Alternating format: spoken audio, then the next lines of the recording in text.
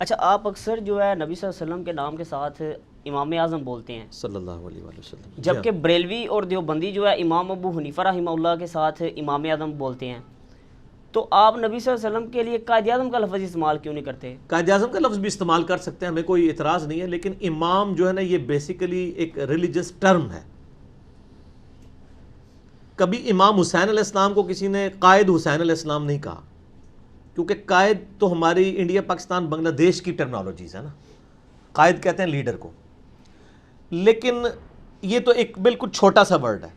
امام لفظ جو ہے یہ بہت ورسٹائل ہے، یہ قائد کے لفظ کو بھی کور کرتا ہے، مرشد کے لفظ کو بھی کور کرتا ہے، پیشوا کے لفظ کو بھی کور کرتا ہے، ہادی اور رہنما کے لفظ کو بھی کور کرتا ہے. یہ سارے کے سارے معنی اگر کسی عربی کے لفظ میں کور ہوتے ہیں وہ امام ہے. ٹھیک ہو گیا؟ ایکسپرٹ کسی فیلڈ کا اس کو بھی امام کہا جاتا ہے، جیسے امام بخاری کو ہم حدیث کی فیلڈ کا امام کہتے ہیں. امام حسین علیہ السلام کو ہم حق کے لیے چاہے جماعت تھوڑی ہو باطل کے خلاف ٹکرانے میں امام سمجھتے ہیں امام حسین علیہ السلام کو. تو ہم امام اعظم نبی صلی اللہ علیہ وآلہ وسلم کو اس لیے کہتے ہیں کہ سب سے بڑے امام وہ ہیں. اعظم ایک سپرلیٹو ڈگری ہے جو صرف نبی صلی اللہ علیہ وآلہ وسلم کے لیے یوز ہونی چاہیے اور کسی کے لیے نہیں. اعظم کہہ دیا نا آپ نے، سب سے بڑھ کر. اچھا، اس کی وہ دلیل میں کہیں گے جی وہ حضرت ابوبکر کو بھی صدیق اکبر کہتے ہیں، حالانکہ سب سے بڑے تو صدیق نبی علیہ السلام ہے. سر یہ صدیق اکبر آپ کے علماء کہتے ہیں، حدیثوں میں صدیق اکبر نہیں آیا، صدیق کا لفظ آیا. حضرت عثمان کے لیے، اچھا عثمان کے لیے نہیں آیا غنی اکبر، وہاں کہتے ہیں عثمان غنی، وہاں ان کا چور پکڑا جاتا ہے. ادھر کیوں نہیں سال لگایا ہوا عثمان غنی کبیر، جس طرح فاروق اعظم لگایا. فاروق اعظم تو آپ نے لگا لیا ہے، وہ تو فاروق لقب ہے صرف. حضرت عثمان والا آپ بھول گئے ہیں سر، اور میں نے پکڑ لیا. کیوں پکڑ لیا؟ کیونکہ نہ میں وہابی نہ میں بابی، میں ہوں مسلم علمی کتابی. تو ورنہ حضرت علی کے ساتھ کیوں نہیں ایسے آ رہا؟ علی مرتضی آتا ہے، اکبر آیا کوئی لفظ لگایا ہوا انہوں نے؟ اعظم لگایا ہوا ہے؟ نہیں لگایا ہوا. امام حنیفہ رحمہ اللہ سے ہمیں کوئی چڑ نہیں، نعوذ باللہ، ان کے مقابلے پہ نہیں ہم کر رہے. امام حنیفہ کا کیا مقابلہ ہے نبی علیہ السلام کے ساتھ؟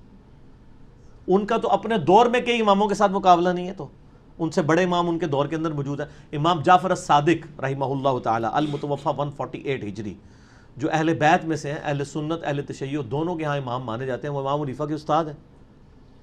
پھر امام ابو حنیفہ کے ایک دوسرے استاد ہیں امام زید بن علی بن حسین. امام زین العابدین جو تھے نا، علی ابن حسین المتوفی 95 ہجری، ان کے دو بیٹے تھے، محمد باقر اور دوسرے زید ابن علی. ٹھیک ہے، تو وہ زید ابن علی جو ہیں 124 ہجری میں فوت ہوئے ہیں، وہ امام حنیفہ کے استاد ہیں، اہل بیت میں سے. یہ رافضی لفظ بھی انہی کی وجہ سے نکلا ہے. ان کے سامنے کسی نے حضرت ابوبکر عمر کے اوپر زبان درازی کی تو انہوں نے کہا کہ تم نے اپنے امام کو چھوڑ دیا، تم رافضی ہو گیا. امام زید ابن علی تو وہ خود امام اعظم ہے اگر امام اعظم ان کے دور کے اعتبار سے دیکھا جائے. پھر امام مالک تو امام حنیفہ کے استاد ہیں، میں نے ثابت کیا ہے. امام حنیفہ رحمہ اللہ کے جو شاگرد ہیں امام محمد، انہوں نے موطا امام محمد امام مالک سے لکھی ہے، اور جب وہ لکھ کے آئے اور امام حنیفہ کو آگے بتایا تو انہوں نے فرمایا کہ جو تم نے حدیثیں امام مالک سے لکھی ہیں وہ مجھے بھی بتاؤ. تو وہ تو پوتا شاگرد ہیں امام مالک کے، تو امام مالک کو امام اعظم آپ کیوں نہیں کہتے؟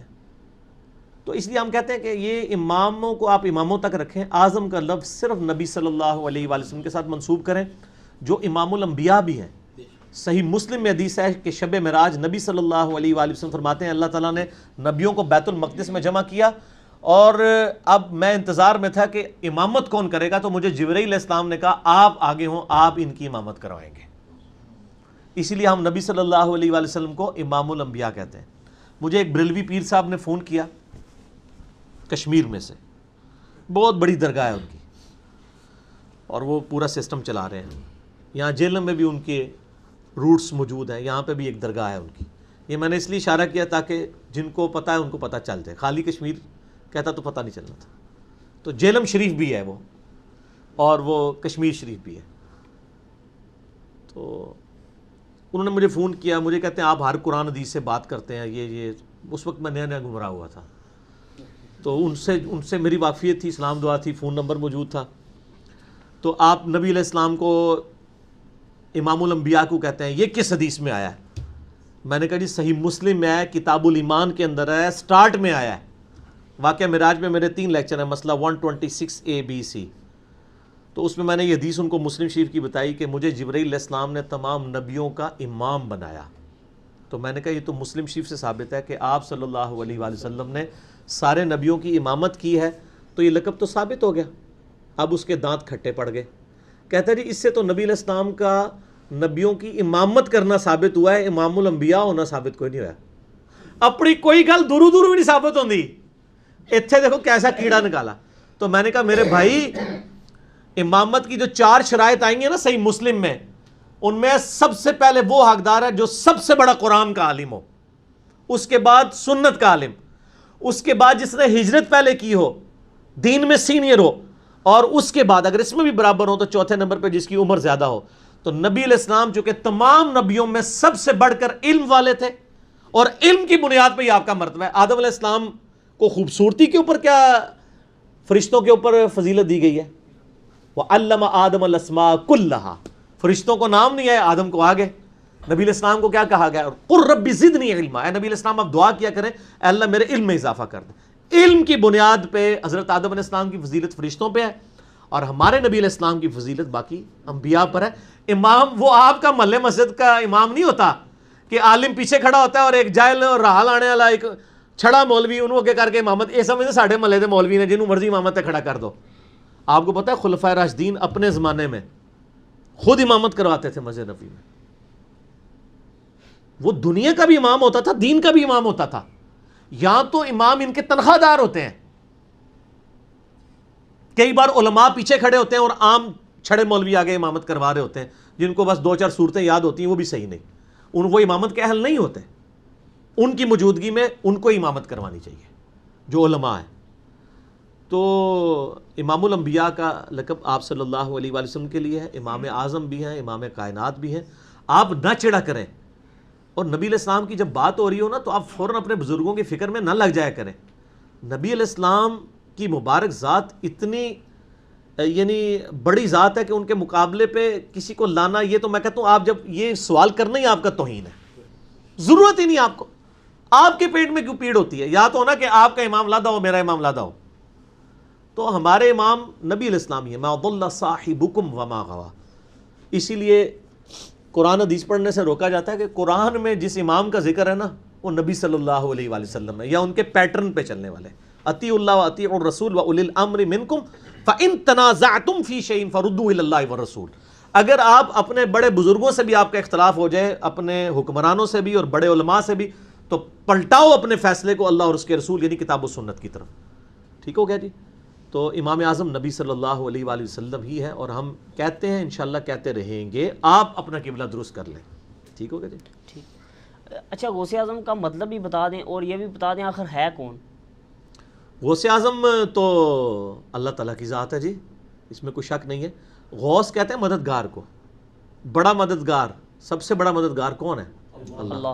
ہاں انڈیا پاکستان بنگلہ دیش میں شیخ عبد القادر جیلانی کی طرف ہمارے دیوبند اور بریلوی علماء نے ان کو منسوب کیا ہوا ہے. ان کو غوث اعظم کہتے ہیں. اشرف علی تھانوی صاحب بھی غوث اعظم لکھتے ہیں، اور اس طریقے سے حمزہ بریلوی صاحب بھی ان کو غوث اعظم لکھتے ہیں. غوث اعظم اللہ ہی ہے. یہ تو غوث ہے ہی نہیں ہے تو اعظم کیا ہے؟ ان کا نام تھا شیخ عبد القادر جیلانی. وہ گیلانی بھی بولتے ہیں، وہ گاف جیم بن گئی ہوئی ہے. تو شیخ عبد القادر جیلانی کی طرف یہ منسوب کیا. المتوفیٰ 561 ہجری، ایک عالم دین گزرے ہیں 6ٹھی صدی ہجری کے اندر، 561 ہجری میں فوت ہوئے. ان کے اوپر میرا ایک کلپ بھی ہے. شیخ عبد القادر جیلانی رحمۃ اللہ علیہ 11، بلکہ اس کا نام ہے 11ویں والے پیر کی نماز کا طریقہ. اسے صرف 11ویں کھانے کے لیے ہے. تو وہ غوث اعظم ان کو ویسے کہتے ہیں، انہوں نے کہیں نہیں کہا، نہ ان کو کسی نے کہا ہے. یہ لوگوں نے ان کی طرف منسوب کیا. یہ لقب غلط ہے، یہ لفظ استعمال نہیں کرنا چاہیے. یہ ساری ٹرمنالوجیز جو اعظم اور ان بڑی بڑی جو ہیں، یہ یعنی اگر تکوینی امور سے تعلق رکھتی ہیں تو وہ اللہ کی طرف منسوب ہوں گی. اگر وہ دین کے امامت کے پوائنٹ آف ویو سے ہیں تو وہ نبی علیہ السلام کی طرف منسوب ہوں گی، اور کسی کی طرف نہ منسوب کریں. ان لوگوں نے کبھی حضرت علی علیہ السلام کو تو غوث اعظم نہیں کہا، کبھی بھی نہیں کہیں گے. کیونکہ انہوں نے ٹرم بنائی ہے. اور پھر آپ دیکھیں انہوں نے یہ مشہور کیا ہوا ہے کہ چوں محمد درمیان انبیاء، غوث اعظم اسی طرح غوث اعظم درمیان اولیاء. وہ کہتے ہیں جس طرح نبی صلی اللہ علیہ وآلہ وسلم کا مرتبہ نبیوں میں ہے نا، اسی طریقے سے شیخ عبد القادر جیلانی کا مرتبہ اولیاء میں ہے. کتنا بڑا جھوٹ ہے. صحابہ کرام کیا نبی ہیں؟ تو اولیاء کی کیٹیگری میں آتے ہیں. صحابی تو ان کا ایک ٹائٹل ہے نا، وہ علیحدہ چیز ہے. ٹرم جو قرآن و سنت میں آئی ہے وہ تو یا نبی آئی ہے، اور غیر نبی جو نیک ہوتا ہے ولی، اسی میں آگے آپ شہید صدیق، وہ تو مرتبے ہیں. ٹرمز دو ہی ہیں نیک بندوں کی، نبی اور غیر نبی. غیر نبی کو آپ ولی کہتے ہیں جو نیک ہو. قرآن میں بھی ہے نا کہ کچھ اولیاء اللہ ہوتے ہیں، کچھ اولیاء طاغوت ہوتے ہیں، شیطان کے اولیاء ہوتے ہیں، کچھ اللہ کے اولیاء. امام احمد بریلوی صاحب سے احکام شریعت میں یہ سوال ہوا کہ اولیاء اللہ کے سردار کون ہے، تو انہوں نے کہا حضرت ابوبکر صدیق رضی اللہ تعالیٰ عنہ. انہوں نے شیخ عبد القادر جیلانی کا نام نہیں لیا. یہ احمد بریلوی صاحب کی میں بات کر رہا ہوں. تو سر یہ جعلی شعر اپنی مسجدوں سے ہٹائیں، ٹھیک ہے، یہ کام چھوڑ دیں. آپ لوگ اگر خلفائے راشدین تک رہتے نا تو آپ کو ہدایت بھی مل جاتی. علیکم بسنتی وسنت الخلفاء الراشدین المہدیین، ابو داؤد ترمذی نسائی ابن ماجہ. تم پر میری سنت اور میرے خلفائے راشدین کی سنت لازم ہے. تو یہ تو پھر اپنے لوگوں کے ساتھ منسوخ ہے. بزرگوں کو ہمیں کوئی دشمنی نہیں ہے. آج اگر ہم حضرت عیسیٰ علیہ السلام کے بارے میں جو لوگ غلط عقیدے ہیں بیان کرتے ہیں اور ہم کہتے ہیں حضرت عیسیٰ اللہ کے بیٹے نہیں ہیں، وہ اللہ کے بندے ہیں. قرآن میں تو یہاں تک ہے وہ روٹی کھانے کے محتاج تھے، سورہ مائدہ آیت نمبر 75 میں. تو یہ حضرت عیسیٰ کی توہین نہیں ہو رہی ہوتی، یہ بتایا جا رہا ہوتا ہے ان کو خدا نہ مانے. آپ کے بزرگوں کی ہم کوئی توہین نہیں کرتے، وہ ہمارے بھی بزرگ ہیں. ہم یہ کہتے ہیں کہ ان کو نبی نہ مانیں، ان کو صحابہ کے مرتبے پہ نہ لے جائیں، ان کو جدھر ہے نا ادھر ہی رہنے دیں. اس سے نیچے بھی نہ کریں، اس سے اوپر بھی نہ کریں. آپ کے دل کی خواہشات کا تو ہم کچھ نہیں کر سکتے. تو علم کی یہ دنیا ہے، تو علم کے میدان میں جذبات کی کوئی حیثیت نہیں. ٹھیک ہو گیا. علی بھائی یہ بتا دیں کہ نماز غوثیہ کون سی نماز ہے اور اس کو پڑھنے کا طریقہ کیا ہے؟ ماشاءاللہ آپ صلاۃ و تسبیح کا طریقہ پوچھیں، کوئی اور طریقہ پوچھیں. نماز غوثیہ تو ہے ہی جھوٹی نماز منسوب کی گئی ہے شیخ عبد القادر جیلانی رحمۃ اللہ علیہ کی طرف. اور میں نے اس کے اوپر پہلے بھی ڈسکشن کئی دفعہ کی ہے. مسئلہ نمبر 3 دعا صرف اللہ ہی سے، اس میں بھی کی ہے. میرا ریسرچ پیپر نمبر جو 3 ہے نا، دعا صرف اللہ ہی سے، اس ریسرچ پیپر میں نماز غوثیہ کا پورا طریقہ لکھا ہوا ہے. اور اس کا باطل ہونا کتاب و سنت سے بتایا گیا. ویسے ضرورت نہیں ہے، اتنی بڑی شڈول ہے کہ آپ کو پتہ چل جائے گا. وہ اس کو صلاۃ الاسرار بھی کہتے ہیں بڑی راز والی ایک نماز ہے. وہ کہتے ہیں اس کی ترکیب یہ ہے کہ بعد از نماز مغرب سنتیں پڑھ کر 2 رکعت نفل پڑھے، اور بہتر ہے کہ الحمد کے بعد 11 بار کل شریف پڑھے. سلام کے بعد اللہ کی حمد اور نبی علیہ السلام پر 11 بار درود شریف پڑھے. پھر عراق کی جانب 11 قدم چلے. ہاں جی، نہیں نماز تو بات سر تانوں یہ فکر پہ گی وچ باہر کا مسئلہ نہیں، مسئلہ ٹرنے کا ہے. ٹھیک ہے نا جی. تو عراق کی جانب 11 قدم چلے اور ہر قدم پر کہے یا غوث الثقلین، اے جنوں اور انسانوں کے فریاد رس. کس کو؟ عبد القادر جیلانی رحمۃ اللہ علیہ کو، اللہ کو نہیں وہ کہہ رہے. وَيَا کریم الطرفین، اور اے دونوں طرف سے کریم، یعنی ماں اور باپ دونوں کی طرف سے سید. اغثنی، میری مدد کیجئے. وامددنی، اور میری یعنی حاجت روائی کیجئے. فی قضاء حاجتی، میری حاجت کے معاملے میں. یا قاضی الحاجات، اے حاجتوں کے پورا کرنے والے. قاضی الحاجات آپ نقشبند کے سلسلے میں جو ختم پڑھا جاتا ہے نا ان کا جو نقشبندیہ کا، اس میں تو اللہ تعالیٰ کے یہ وہ نام ایک پڑھا جا رہا ہوتا ہے یا قاضی الحاجات، وہ گیٹیاں پھینک رہے ہوتے ہیں.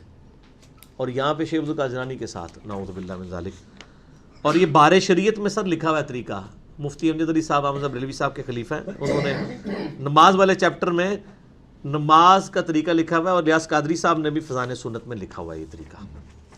تو پرانی والی فضان سنت میں، نئی والی میں مجھے نہیں پتا ہے یا نہیں ہے.